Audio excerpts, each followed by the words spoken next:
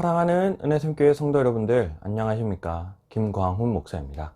우리 오늘 하루도 하나님의 말씀을 읽고 들을 때에 이 말씀을 통해서 우리가 지혜와 권능을 얻어 오늘 하루 우리의 삶 속에서 하나님의 능력과 하나님의 영광을 나타내는 그런 귀한 하루, 귀한 성도들이 되었으면 좋겠습니다.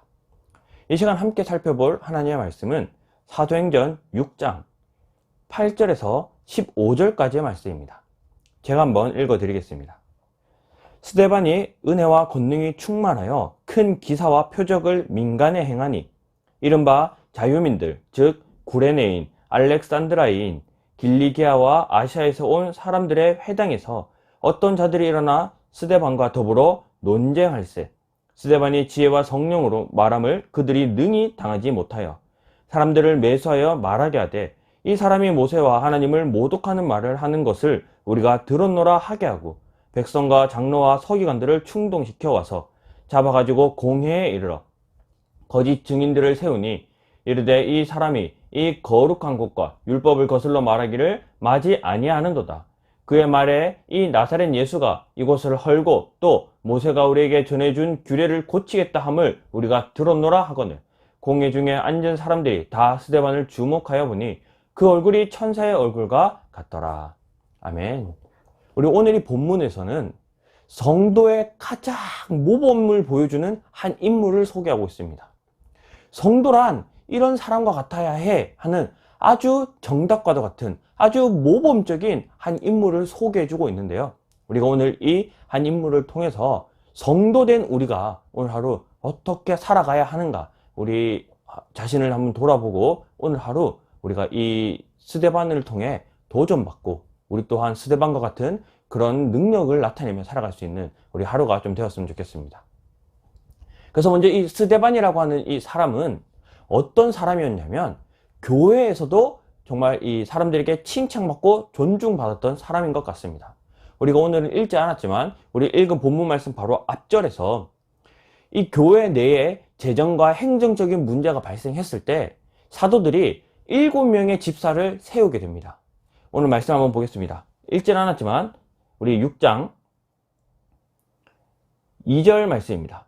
12사도가 모든 제자를 불러 이르되 우리가 하나님의 말씀을 제쳐놓고 접대를 일삼는 것이 마땅하지 아니하니. 자, 여기서 접대라고 번역된 이 단어는 우리 각주가 달려있는데 이 각주를 살펴보면 재정 출납을 얘기하고 있습니다. 행정적인 일, 재정적인 일을 이야기한다는 거죠. 교회 안에서 이런 행정적인, 재정적인 일을 감당할 사람이 없었던 이 초대교회에 어떤 문제들이 발생하고 사도들이 이제는 7명의 집사, 대표를 세워서 이 재정적인 일, 행정적인 일을 전담할 사람을 세우기로 이제 사람들을 모아놓고 회의를 합니다. 그래서 그 사람들을 선출하게 되는데요. 3절부터입니다. 형제들아 너희 가운데 성령과 지혜가 충만하여 칭찬받는 사람 7을 택하라. 우리가 이 일을 그들에게 맡기겠다라고 합니다. 그래서 이 조건이 성령과 지혜가 충만하여 칭찬받는 사람입니다. 5절이에요. 온 무리가 이 말을 기뻐하여 믿음과 성령이 충만한 사람 스데반과 빌립과 브로고로와 이렇게 등등등 총 7명을 세우게 됩니다. 그 중에 가장 먼저 언급된 이 사람 스데반이라는 사람이에요. 스데반은 교회 안에서도요 성령과 지혜가 충만하고 칭찬받을 만한 그런 존재였습니다. 그래서 이 스데반을 교회의 행정적인 일, 업무적인 일, 어떤 재정적인 일을 맡기는 이제 7명 중 하나로 선출하게 되었는데 이처럼 교회의 어떤 직분을 맡게 되고 교회에서 어떤 책임을 가지게 된 이 스데반이 주된 업무가 뭐였을까요? 이 스데반이 평소에 자신이 하고 있는 그런 일은 어떤 일이었을까요? 교회의 직책을 받았다고 해서 교회의 어떤 일을 맡았다고 해서 교회 일에만 몰두했던 사람은 아닙니다. 그가 성도로서 비록 교회의 한 직분을 맡았지만 그 직분을 맡기 이전에 그는 성도였기 때문에 그는 성도로서의 삶 또한 정말 계속해서 성실하게 살아냈던 인물인데요. 우리가 오늘 읽었던 말씀 8절입니다. 스데반이 은혜와 권능이 충만하여 큰 기사와 표적을 민간에 행하니. 이 민간이라고 번역된 단어는 백성들입니다. 그러니까 이 스데반은 교회에서 막 일만 하고 교회에서 막 어떤 업무를 보던 그런 사람이 아니라 교회 일 또한 그가 충실히 행하였지만 그의 주된 업무, 그가 가장 열심히 행했던 일은 백성들을 찾아가는 일이었어요. 그래서 이 스데반이 백성들을 찾아가서 능력을 행하게 되었는데 능력을 행한 조건이 있습니다. 그가 은혜와 권능이 충만했기 때문이에요. 우리는 이 세상 살면서 어떤 하나님의 능력을 나타내기를 원하고 하나님의 어떤 그 놀라운 일들을 우리의 삶 속에서 우리가 나타내는 그런 삶을 살기를 원합니다. 그러나 그런 삶을 원하지만 정작 그런 삶을 살아낼 수 있는 그런 능력을 나타낼 수 있는 조건은 우리가 갖추지 않는다라는 거예요. 우리가 하나님의 능력을 나타낼 수 있는 조건은 우리가 먼저 은혜와 권능이 충만해야 합니다. 스데반이 은혜와 권능이 충만했던 사람이기 때문에 나아가 세상 속에서 하나님의 놀라운 일들을, 놀라운 이적들을 나타낼 수 있었다는 거죠. 우리가 오늘 하루, 우리가 속한 직장, 우리가 살아가는 어떤 삶의 터전 속에서 하나님의 능력을 나타내기 위해서는 먼저 우리가 은혜와 권능이 충만해야 합니다.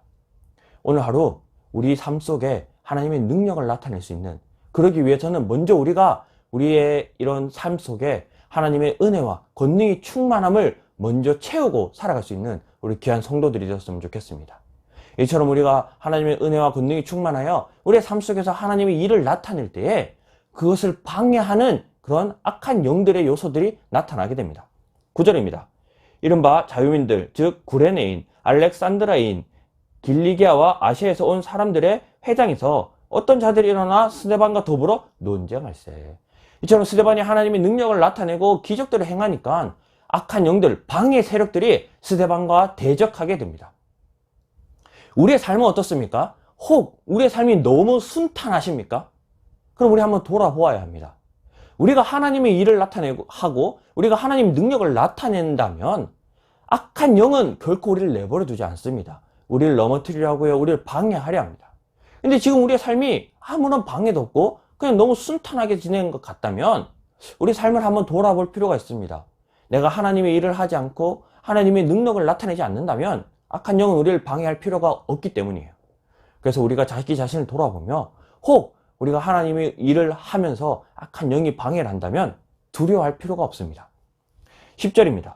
스데반이 지혜와 성령으로 말함을 그들이 능히 당하지 못하였다라고 말하고 있습니다. 악한 영들이 우리를 아무리 괴롭히고 방해하여도요, 하나님이 우리를 지켜주시고 성령이 우리와 함께 계시면 그거 어떤 것도 우리를 당해낼 수 없기 때문입니다. 그래서 우리가 먼저는 하나님의 일을 행함으로 우리가 오늘 하루 삶 속에서 하나님의 능력을 나타낸다면 악한 영이 우리를 방해하고 악한 영이 우리를 괴롭히려 할 때에 두려워할 필요가 없습니다. 걱정할 필요가 없습니다. 성령님이 우리와 함께 하셔서 우리를 지켜주고 계시기 때문입니다. 그래서 성령이 우리를 보호하고 계시기 때문에 악한 영은 더욱더 악한 방법으로 거세게 우리를 방해하려 하는데요. 11절부터 사람들을 매수해서 말하게 하되 이 사람이 모세와 하나님을 모독하는 말을 하는 것을 우리가 들었노라 하게 하고 백성과 장로와 서기관들을 충동시켜서 와서 잡아가지고 공회에 이르러 거짓 증인들을 세워서 이르되 이 사람이 이 거룩한 곳과 율법을 거슬려 말하기를 마지 아니하는도다. 그의 말이 나사렛 예수가 이곳을 헐고 또 모세가 우리에게 전하여 준 규례를 고치겠다 함을 우리가 들었노라 하거늘. 세상 사람들은요, 자신들이 아무리 우리를 방해하려 해도 우리가 그 방해에 넘어지지 않자 더욱더 많은 악한 수단들을 동원하게 되는데요.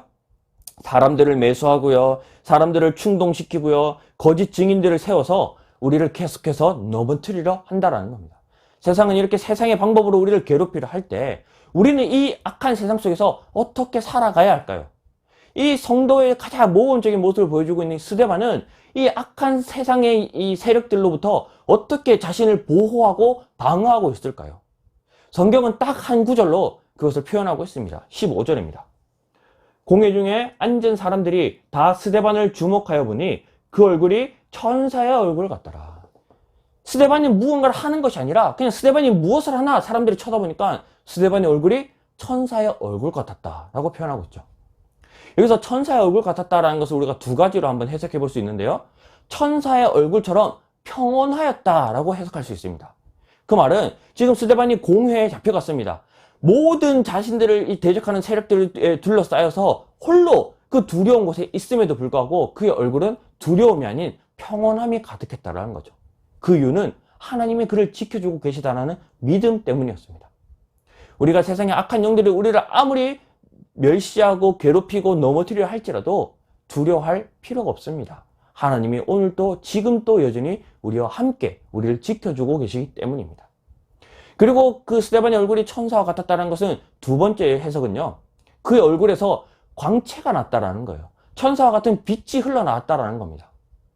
성경에는 이 스데반 말고 얼굴에서 빛이 났던 두 명의 인물이 더 있습니다. 첫 번째는 예수님이에요. 예수님은 뭐 하나님이시니까, 예수님은 참 빛이시니까 얼굴에 빛이 나는 것, 그럴 수 있다. 우리 그렇게 넘어갈 수 있습니다. 두 번째는요, 모세입니다.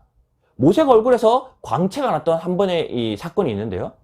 모세가 얼굴에서 빛이 났던 이유는 모세가 하나님과 대면했기 때문입니다. 하나님과 깊은 교제를 나누었기 때문입니다. 하나님과 교제를 나누고 이 산에서 내려왔을 때 모세 얼굴에 하나님의 광채가 남아있어서 사람들이 모세 얼굴을 보기를 두려워했었습니다.